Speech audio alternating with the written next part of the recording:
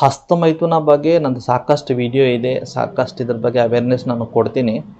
But still ತುಂಬ ಜನರಿಗೆ ಏನು ಕ್ವಶನ್ ಅಂದರೆ, ಸರ್ ತುಂಬ ಜನ ಡಾಕ್ಟರ್ ಹಸ್ತಮೈಥುನ ಮಾಡಿ ಅಥವಾ ಮಾಡ್ಬೋದಾ ಅಂತ ಅದಕ್ಕೆ ಎನ್ಕರೇಜ್ ಮಾಡ್ತಾರೆ. ಬಟ್ ತಾವು ಹೇಳಿದ್ರೆ ಪ್ರತಿಯೊಂದು ವಿಡಿಯೋನಲ್ಲಿ ಹಸ್ತಮೈಥುನ ಮಾಡಬೇಡಿ ಅಂತ ಹೇಳ್ತೀರಾ.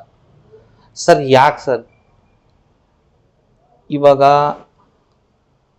ನಮ್ಮದು ವಯಸ್ಸು 30, ಇನ್ನು ವರ್ಕ್ ಮಾಡ್ತಾ ಇದ್ದೀವಿ ಅಥವಾ ಸ್ಟಡಿ ಮಾಡ್ತಾಯಿವಿ, ಮದುವೆ ಆಗಿಲ್ಲ, ಪಾರ್ಟ್ನರ್ ಇಲ್ಲ.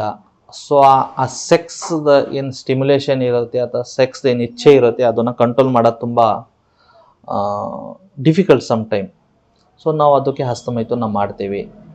ಸೊ ತಾವು ಏನಾದರೂ ಲಾಜಿಕಲಿ ಇದಕ್ಕೆ ಪ್ರೂವ್ ಮಾಡಿ ಇದು ನಮ್ಮ ಬಾಡಿಗೆ ಕರೆಕ್ಟಾಗಿಲ್ಲ ಅಂತ ಬೇಕಾದ್ರೆ ನಾವು ಬಿಡ್ತೀವಿ ಅಂತ. ಸೊ ಫಸ್ಟ್ ಆ್ಯಂಡ್ ಫಾರ್ಮೋಸ್ಟು ಹಸ್ತಮೈಥುನ ಏನಿದೆ, ಆಯುರ್ವೇದಿಕ್ ಬುಕ್ಸ್, ಅದು ಚರಕ ಸಂಹಿತೆ ಇರ್ಬೋದು ಅಥವಾ ಬೇರೆ ಆಯುರ್ವೇದಿಕ್ ಶಾಸ್ತ್ರದಲ್ಲಿ ಇರುವ ಗ್ರಂಥಗಳಿರ್ಬೋದು, ಅದರಲ್ಲಿ ಏನು ಹೇಳಿದ್ದಾರೆ ಅಂದರೆ ಇದಕ್ಕೆ ವರ್ಜಿತ ಅಂತ ಮಾಡಬಾರ್ದು ಅಂತ ಹೇಳಿದ್ದಾರೆ.